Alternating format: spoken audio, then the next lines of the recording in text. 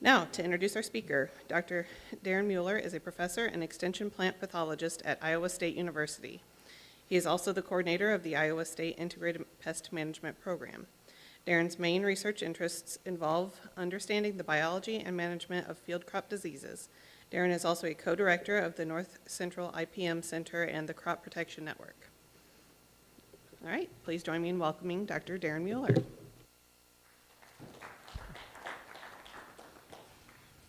All right, well, thanks for the invite, and as she said, I'm Daren Mueller. I'm at Iowa State, and this is a little bit, it's the same as the last talk with GROW, but we're a little bit different. And so Crop Protection Network, as you see, I'm sort of going to outline what we provide as resources, and then we're going to sort of go in and do an example of sort of digging into the research and sort of seeing how we can use it. So make sure I hit the right buttons. Crop Protection Network is a multi-state group, just like GROW. Instead of focusing on weeds, we focus mostly on diseases, a little bit agronomy, a little bit agronomy. But the main rule, really the only rule, is that it has to be multi-state. I think that one of Michael's comments saying earlier is like the value of extension, the value of things that are getting done locally can't be replaced, and sort of having that local knowledge is certainly really important. And like even events like today, is sort of what Illinois soybeans bring into the state as far as bringing expertise in. That's stuff that can't really be replaced, but it can be complemented. And so a lot of the pathogens don't really respect state lines, just like the weeds and the insects don't as well. And so having multiple people looking at things, looking at problems is certainly of value. So as you look at the graphic that you see there, I'm really going to just sort of go through each of those stops. The first one is the university groups or the research groups that are doing the work. And so unlike GROW, we don't really have a research budget. And so what we rely on is a lot of these groups going out and doing the research. We're sort of the extension arm of that research. We're the last stop and sort of helping them get that information, packaging it in a way that's going to be useful and getting it out to the farmers. And so the second step is the sort of the factory or the group that's the internal group that's doing the work, producing the outputs, and that's the third one is the outputs, and then sort of measuring that, communicating that, and getting that out there. So this is, well, the first 10 or so slides are going to be just sort of informative, like, hey, what's on our webpage? What exactly are we doing? What are the opportunities that you can find? And then we'll sort of go through an example. So first stop is in that graphic is the university research or the extension groups.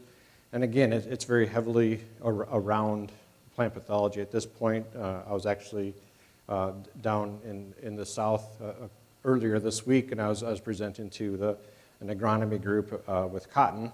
And so there is some non-pathology that are showing interest and are starting to contribute to Crop Protection Network, but it really was birthed out of the plant pathology group, and that's sort of where we're at.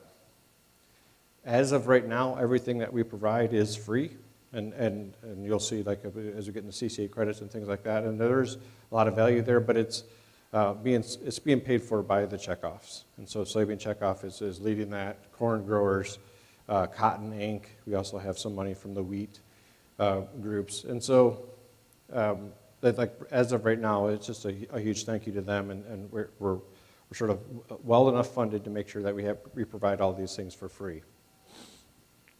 All right, so how wide is the network? At this point, anyone that wants to contribute or write a publication, do a webinar, post a podcast, whatever it is, they're contributing. As of a couple of days ago, we had almost 400 people from 42 states or provinces that have contributed at some level to a product. So it is becoming pretty widespread, and really this is the guts of the network. And so we exist just to make those 387 people's lives better. And so if they want to publish a publication, we try to make sure that we have all the editing done. It's all ADA compliant. It sort of follows the rules of the universities and the things that need to be done, and also the rules of the checkoff. And so the checkoffs also have layers of sort of hoops to jump through to make sure things get done, and so we take care of all of those things. We sort of, we provide that activation energy to make sure things get done. And then ultimately, there's a lot of people contributing, and so that makes it just a little bit better. And I sort of, it's pretty easy to pick on my writing ability, but if you just relied on me writing a fact sheet on white mold or something like that, and then I had 10 of my colleagues look at it, there wouldn't really be any of my words left by the time it got done being edited, because there's a lot of people that as you look at it and have different angles, things can become improved just having multiple eyes on it. So what does the team look like?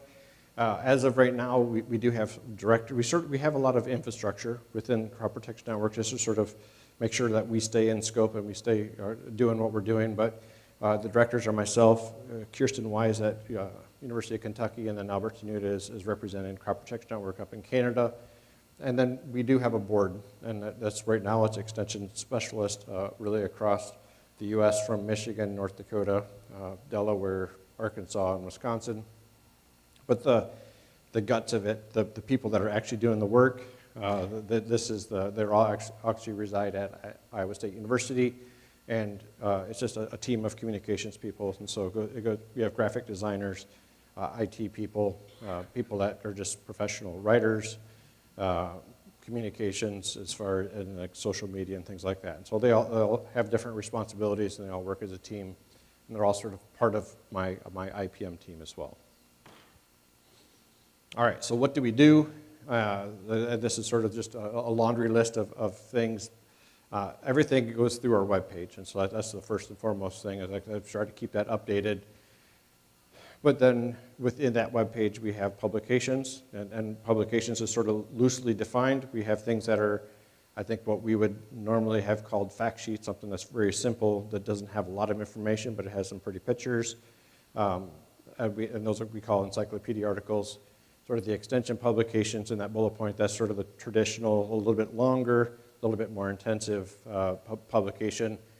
That could also be what we've actually had quite a few people that would publish a paper on something pretty complicated, and then we would ask them to sort of write it into a way that would be more digestible to the more common folk that are out there. And so we have those types of publications, and then we also have things that are more extensive, web books. And so there's a lot more information that are done. Like our most recent one was a web book on biofungicides and sort of biocontrol products. Probably our most common, most popular ones are the fungicide efficacy guides. And so if you go back to the slide on the people that are participating, several of those working groups that are in the different crops, they will do uniform fungicide trials, and we'll rate a lot of products within those, and we sort of get an opinion of about 20, 30 different trials, and we do ratings on those, and those get put into a guide or a publication that's updated every year. As far as videos go, we do have sort of 3 tiers. I'll start at the bottom, the field updates. These are usually anybody that has a phone that has a camera, which is usually most people these days, and they're walking in a field and they see a problem that is unique or normal or early or late or whatever it is, and they snap a 10, 15, 30, 40-second video on what they're seeing.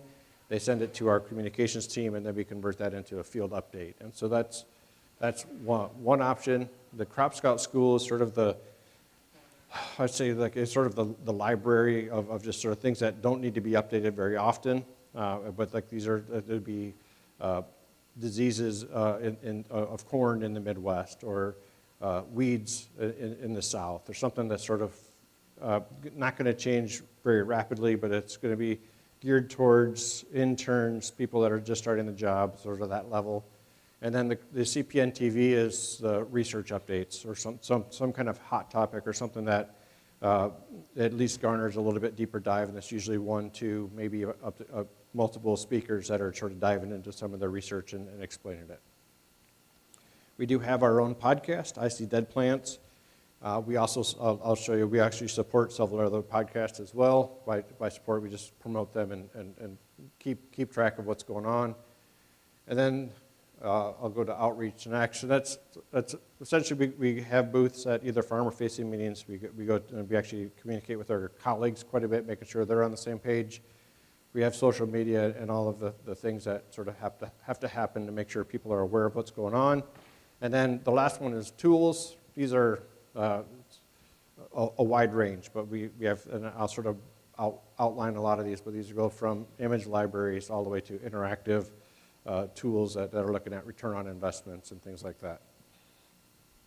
All right, so I'm going to unpack those outputs a little bit really quickly, and I'm going to go through this fairly fast. But website, it's about half of the activity that we have on the website is corn, and there's probably a couple of reasons. I think one is that the soybean associations actually do a pretty good job of communicating soybean-related things already, so we're not necessarily in competition with them, but there are other resources out there. There's not a lot of them in the corn world, but we've also had tar spot, and I'd say a lot of the information that is being consumed on the CPN page has been related to tar spot. And then we've actually had some newer ones like corn stunt and things like that have come up. And so that's been sort of a reason to keep the tar spot or keep the corn-related things sort of on the front.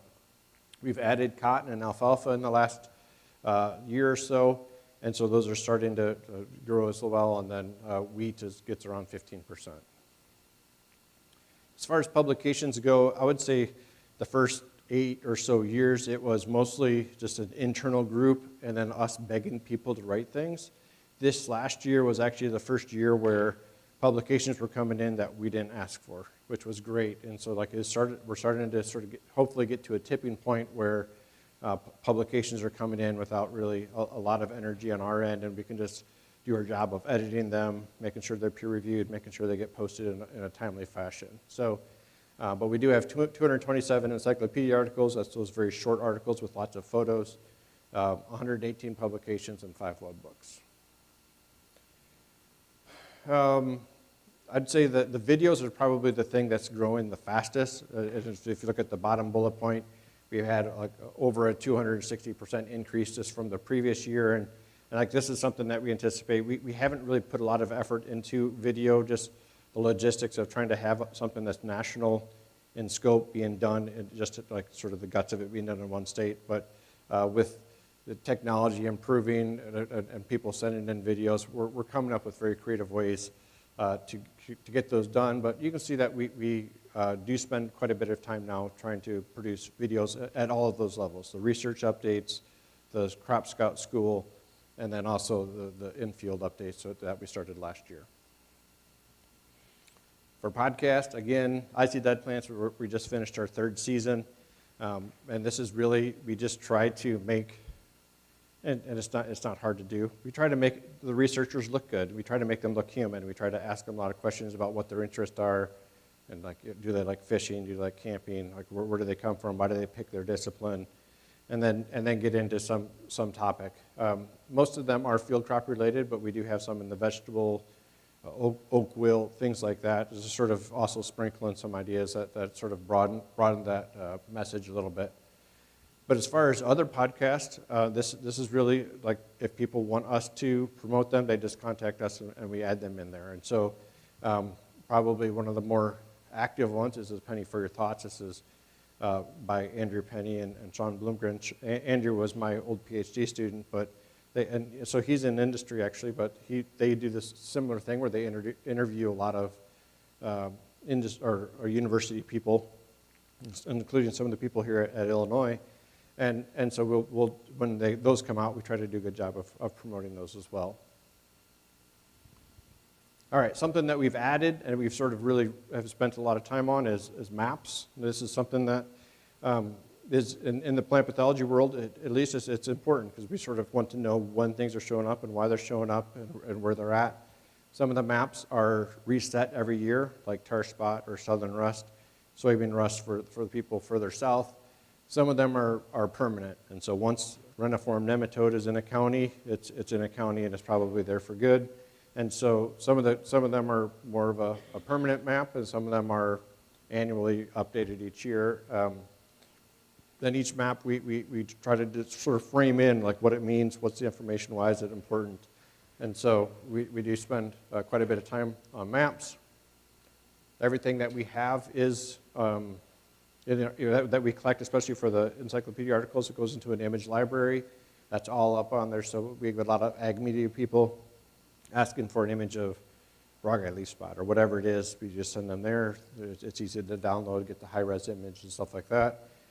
This year, and like within the next month or so, we're going to be adding a similar library for 3D printed materials. And so if you guys have any interest or ideas of what would be a really cool thing to help teach or drive a point home that could be 3D printed, let us know, and we'll try to get that developed and added into that library. But stay tuned on that one. That's been a sort of a fun project that we've started this last year. And then probably the one thing that really we started with and we continue to drive is the continuing ed credits for CCAs. And so the longer webinars that we do, the CPN TV, and then most of the publications, not the encyclopedia articles, but really everything else, you can take a quiz, a CCA quiz at the end. Then each month we upload it over to the Agronomy Society and for those credits. And so that's something that, especially every December, because these are free and they're online, they're easy to access every December, we sort of get a flush of those coming in. So you can see the numbers go down a little bit in 2024, but we haven't added some of the December numbers in there yet. So, but those have been increasing each year. Okay, so tools, I'm going to, again, go through this pretty quickly. We do have a yield loss estimates. So the plant pathologists have been doing this in the soybean world since 1996. In 2012, we started it for corn. 2018 or 19, we started it for wheat. Cotton's been collecting disease loss estimates since 1954, and so those have all been added. This webpage was not around in 1954, but we've added some of those things in. That was a joke to see if anybody's listening. I think I got one chuckle, so I'm going to blame you, Michael, on the crowd sort of being calm here. We do have a severity estimation tool. This is where you essentially can look at a leaf, and we send our grad students out to like, hey, how much frog eye is on this leaf? We try to make sure that they're all on the same page as far as how much disease is there. So it's just more of a training tool. We've actually added an interactive map through this Better Together, which is part of why we're here today. Right now it's called Beam Binoculars, but this is just a map where, as you see observations, those can get added to the map and sort of get an idea of what's going on in a season, much like our in-field update videos that we have. And then a return on investment calculator. This is something that we added. This is just for corn right now, but as we start looking at large databases of these uniform fungicide trials for any products, we're working with the University of Wisconsin-Madison to make sure that they can go in and start making decisions based on return on investment for their products. And again, outreach, social media, and booths. So that's sort of the frames in crop protection network. Again, we're not doling out money for research, which is a little different than some of the other national groups, but we're trying to be a resource for anyone in the nation that wants to get information out, especially if it's multi-state. All right, so I'm going to transition now, and so for the next half hour or so, I'm going to just take one example of some of the information that is on Crop Protection Network, and I'm going to go through fungicide stewardship. And so obviously we have a lot of information on fungicides that's in there. We have a web book. We have information on different spray technologies, et cetera. So we're going to just hop in and sort of go through all of these different resources in sort of one story. So if you look at the diseases that will be affected by a fungicide application, if you're targeting diseases or if you're going after plant health or whatever the reason, these are the ones that could be affected. And it's really counterclockwise, starting at the top: frog eye, brown spot, Sarcospora leaf blight, soybean rust, white mold. We have to target spot. Some of these are not going to be in Illinois. Some of these are going to, but you look at the top: frog eye and brown spot for sure. We have white mold in some pockets, and then Sarcospora leaf blight probably, but some of them are more further south. But as you start looking at known resistance, that list almost is duplicated on the known resistance. And so this is right from the FREC code group, but if you look at, we have soybean rust, frog eye, aerial blight, cercospora leaf blight, brown spot, target spot. So you look at what's going to affect it, and you have some issues. Now, a lot of these are what we are called resistance to QOIs or strobilurins. And so, like this is just an example. As we were putting this together, like this is a tweet that we found, and this is actually out of Brazil. So one of our colleagues down there who does outstanding work, and he's just looking at sort of the impact or of fungicide resistance. This is actually to the DMI fungicide, so this would be tebuconazole or Folicure. And essentially what he found is that the fonts are really small, but the graph at the top is essentially more effective fungicides than after about 12 years of intensive use. Even with the triazoles, which are a little bit harder to get resistance, you can see that the 2017 graph is most of that efficacy is in the lower third of sort of the scale of 0 to 100. So just the movement as we use products, this is sort of the consequence or sort of the behavior of these products. Sometimes they're going to be less effective over time. So we're going to focus on frog eye. That's probably the number one source of resistance or issue that we have in soybeans, especially here in the Midwest. Rewind, if you go look at the yield loss data from Crop Protection Network, 1996 to 2000, the first 5 years, it's not even mentioned in the Midwest. This is a disease that's historically been further south. This is not really a problem, but if you look at the last 5 years or so, it is one of the top diseases, and it's really, like this last year we found frog eye, last couple of years we found frog eye in all the way up into North Dakota, Minnesota, Wisconsin, New York, and sort of all the upper tier states in the north. And so you manage it with resistant varieties, but it is one of the main targets for foliar fungicides, and that's really going to be driving the responses to fungicides in a lot of cases. I'm going to allude to this data set that's coming out of this on several slides later on, so I'm just going to frame it in here. In Iowa, I do a statewide fungicide trial that's at 7 locations each year. That's not inoculated. So every year, I just take 18 or so of the most commonly available products. And sometimes there's some people will ask me to put in something that's coming up in the next year or so. And then we test those non-inoculated at 7 locations. And what diseases show up, they show up, and we take notes on everything. And then we have one inoculated trial that's in central Iowa that we inoculate with the frog eye leaf spot pathogen. And then we have, it's usually a similar set of fungicides, but usually we're asking for things that hopefully is going to be managing frog eye in that trial. So over the last 5 years or so, I have 48 locations just in Iowa looking at these products that I have a lot of data on, okay? So as we frame things in, so one of the years we had a great outbreak of frog eye leaf spot, and this was average across 7 locations. So this would be the non-inoculated trials in one of the years. And if you look at the frog eye leaf spot and the non-treated control across all 7 trials, we had around 8% frog eye leaf spot.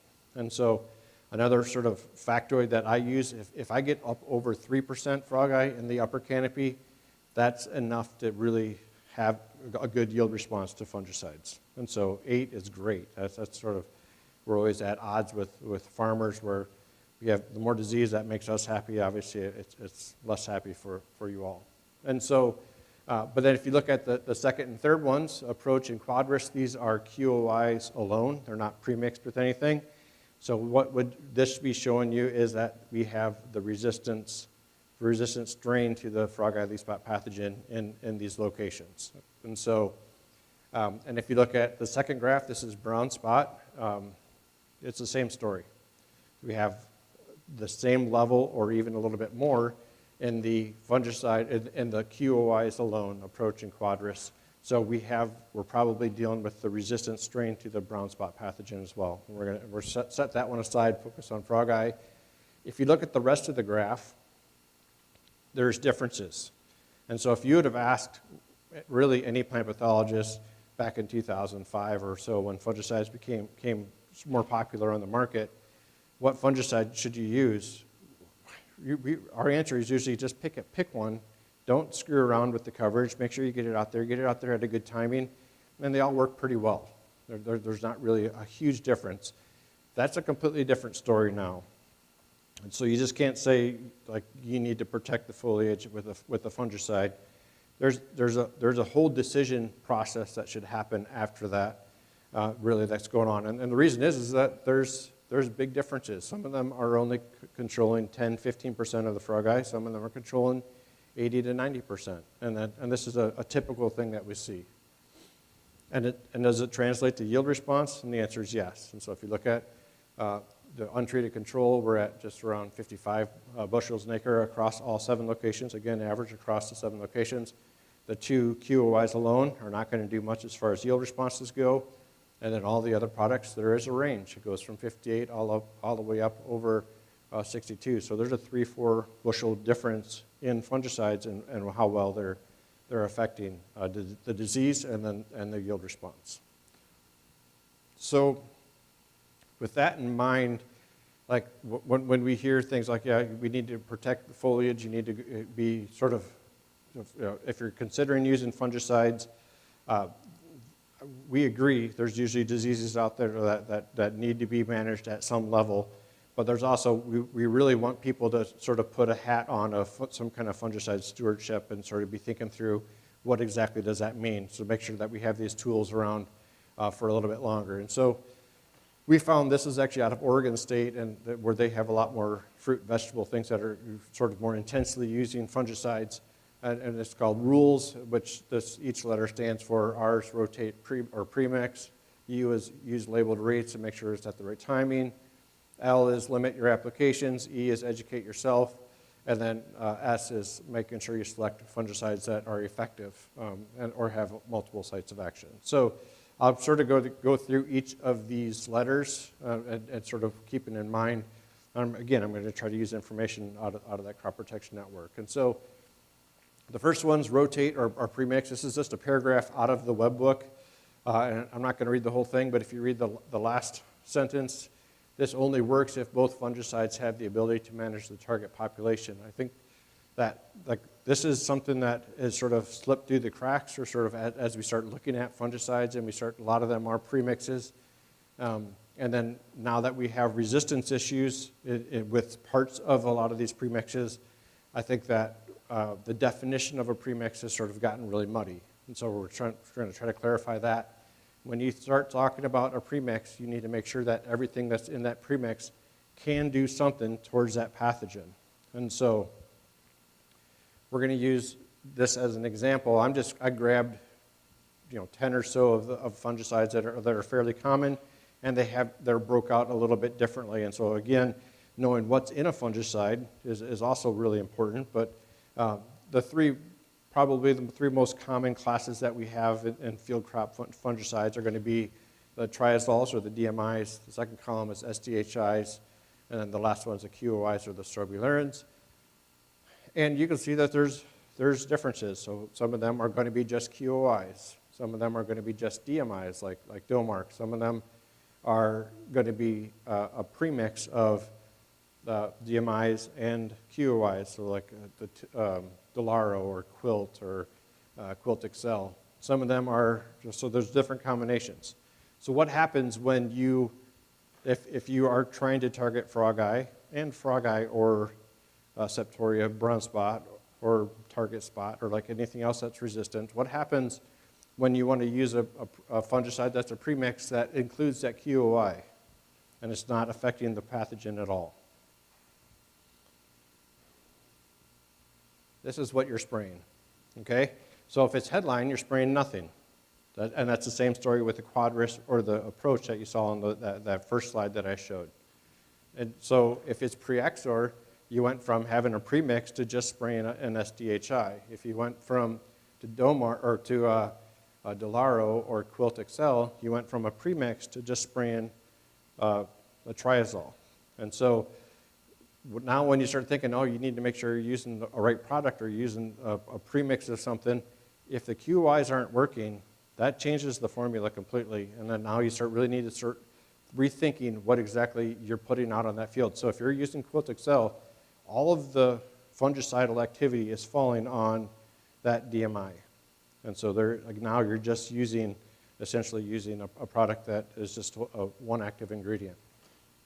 So not to belabor the point, but like this is really where we want to be, is to people thinking, like knowing what's in the fungicide, what problems you have in the field, resistance issues you have in the field, and what does that mean when you're selecting a fungicide for the future.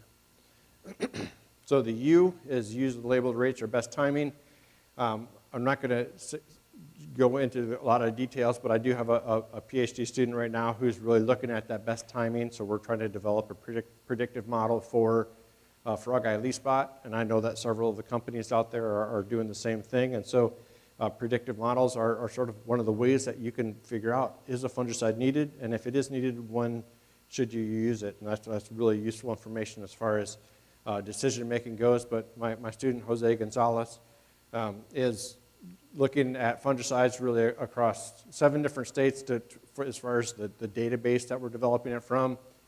And then we're actually going in and testing it in about 15 different states across the U.S. And so, again, this is one of those groups that's contributing to Crop Protection Network.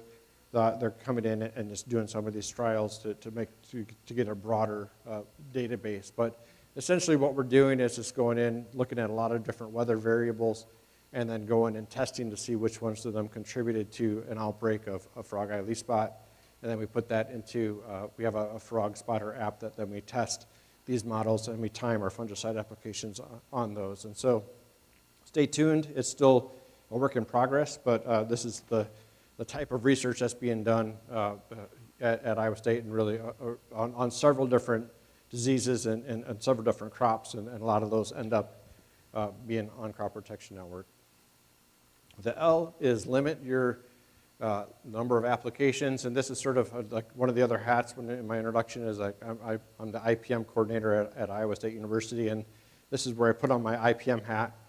And really, there's a laundry list of things that are on this slide as far as things that you can consider, but it's really up to each individual, what they're comfortable with, what they have easily can access the information to. And it can be as easy as, I'll pick one of them, morning dew. And so, I know some people in the audience go golfing, or at least are on a golf course. I don't know if you'd call it golfing, Keith. But like if your feet get wet when you're out on a golf course at 7 a.m., that means the fungus is probably happy. It can be as simple as that, as far as, and if that happens 3 or 4 days in a row, I mean, like hey, there's moisture out there, and the fungus is probably actively growing. Or it can be as extensive as using the frog spotter app, or like something that is actually available that's more intensive. Some people follow stuff on Twitter or on X or on Blue Sky or whatever it's going to be. And if people are saying, hey, I'm seeing a lot of frog eye, and this person's tweeting it in southern Illinois and you're in central Illinois, well, it's probably going to be coming in the next couple of weeks. So pick whoever is actively on there, and you can just sort of track some of these things. Again, we have the maps on CPN that are tracking some of the diseases. You can use those as well. Sometimes it just might be chatter, like you're getting coffee at Quick Trip or Casey's or whatever the gas station is around here. And if people are saying they're seeing a lot of X, Y, and Z that are out in the field, like that should be, hey, now's the time to start thinking about it. If it's dry, or nobody's seeing anything, or there's no chatter, maybe that's the time to sort of reconsider if that fungicide application is needed. So again, there's a long list there. You can sort of dig through whatever you want, but it's just encouragement for everyone to come up with their own plan of what they're comfortable with gathering that information. Why it's important, though, and so this is that data set that I was talking about, the 48 locations. So 42 of the locations are on the right-hand side, and that have less than 3% frog eye leaf spot, and the yield responses to the 6 locations with 3% or greater frog eye leaf spot are on the left-hand side. So if you're looking at return on investment and when you should use or why you should use a fungicide, I would sure hope that most people's eyes are drawn to the left-hand side of this screen, and that's going to be where fungicides are going to be the most needed. And so the yield responses outside of the 2 QOIs that are a quadrant approach on the left everything is two bushels up to 10 bushels as far as yield responses go. And if you look at the yield responses in the, nothing gets up over one bushel in those. This is, again, average across 42 locations. And so you start to think that there's a little power to those data there. All right, educate yourself, and that's sort of what this whole talk is like, we're biased, but we think there's a lot of resources on Crop Protection Network, but this, again, should not be dismissing the value of local extension, and also the local network of agronomists and your Corteva and Bayer and whoever else that's going to be visiting fields. There's a lot of information that's out there. There's a lot of internal information that a lot of these companies have and Extension has, so use it and make sure that you know what's going on. I feel like fungicides are always a little bit behind the herbicide world. There's like most people can rattle off what groups of herbicides that they use and how they're going to affect the different weeds that are out there. We need to get to that level with the fungicides. You need to know what's out there, why it's out there. If you are targeting a specific disease, you should know if there's resistance issues or not, and that should be adjusted. You should be adjusting the products that you're picking because of that. So just really making sure that we ramp up the ability to know what's going on disease-wise out in the field. And so this part of the other part of education is going back again to that IPM plan. Like sort of like the first things that we teach in plant pathology is like knowing what else is happening. And so like, did you plant a resistant variety, or is it not? Is it like what other cultural practices did you have been implemented or could be implemented if you didn't choose a fungicide? And then the other thing is, like, as far as education, the best thing you can do is just get out and scout, get out there and look. And like as we get technologies that we can take photos with the drone and machine learn and identify a lot of these spots.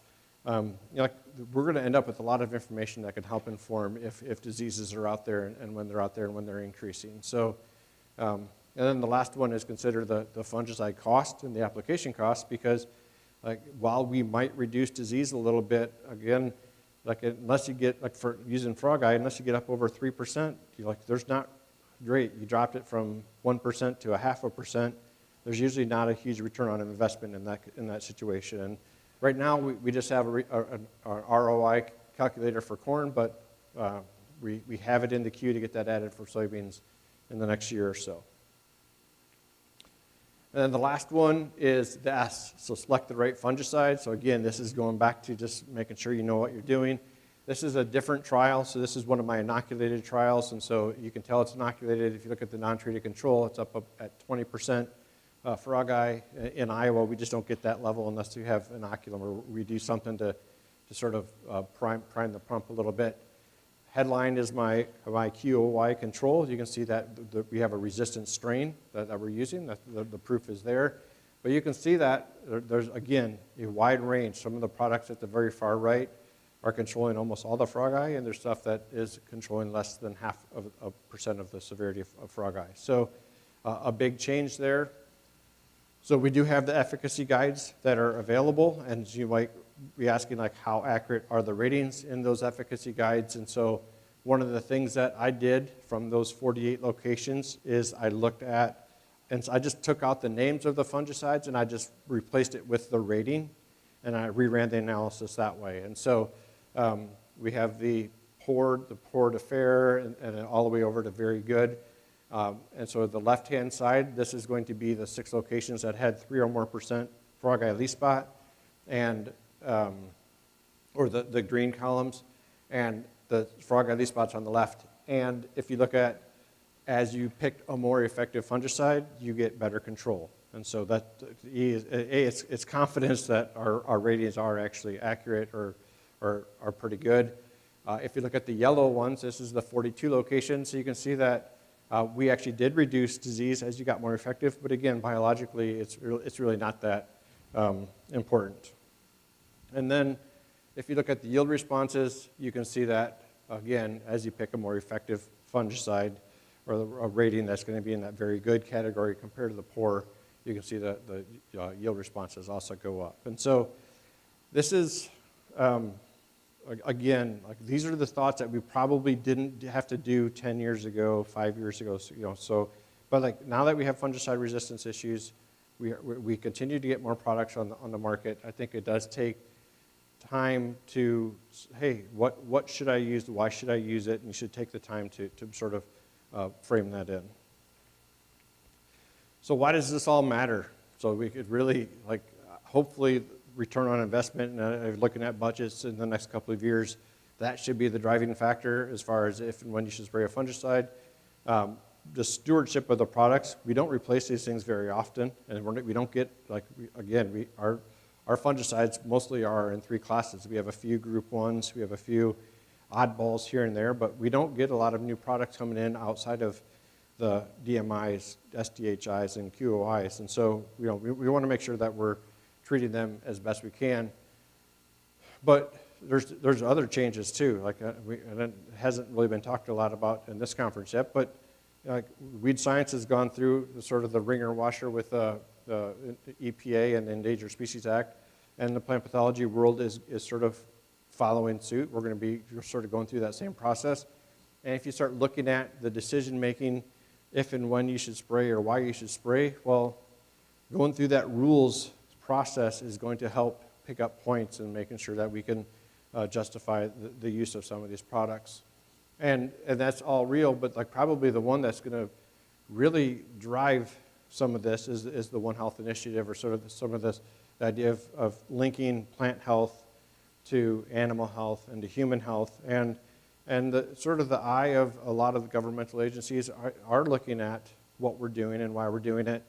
And so if you look at, I know that I've been in conversations with CDC people asking about like the importance of triazoles. I mean, I think if they had their wish, they would get rid of triazoles for us. If you go through this presentation and you eliminated triazoles from the list of the products that are available, and we've already sort of whited out the QOIs, we don't have a lot of options out there. But triazoles are linked to some resistance issues in aspergillosis, for example, and human diseases. And you can say, well, maybe they should steward those fungicides at the hospital level. But the problem is that the resistance issues are linked to agricultural use, not to human use. So that's why we suddenly have some governmental agencies looking at us and saying, are you guys behaving? Or do you guys need this class? What's going on? And we're explaining that, hey, this is a very needed class and this is very important, but we need to make sure that we steward these things in a way that has some meaning to that. And so these are all sort of big picture issues that are happening, but all of this is going to be important as far as making sure that we have these products available to us when we need them. So, all right, so for that QR code to the Crop Protection Network, you can always contact me if you want more information about it. And with that, I think we have 5 minutes or so for questions. So, thank you.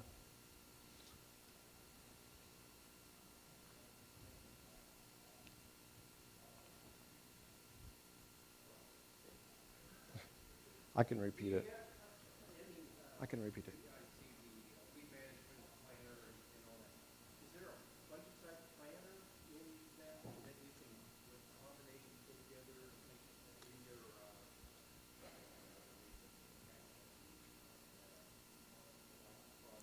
Frog spotter, yeah. So the question is there a sort of all-encompassing fungicide planner that would sort of pull all these things together? At this point, there's not, but that's a great idea. That's something that we could certainly work on. At this point, a lot of this information is sort of being pulled out of different resources, and I know where it's at because my team put it up there. So, but as of right now, they're not all in one spot. So.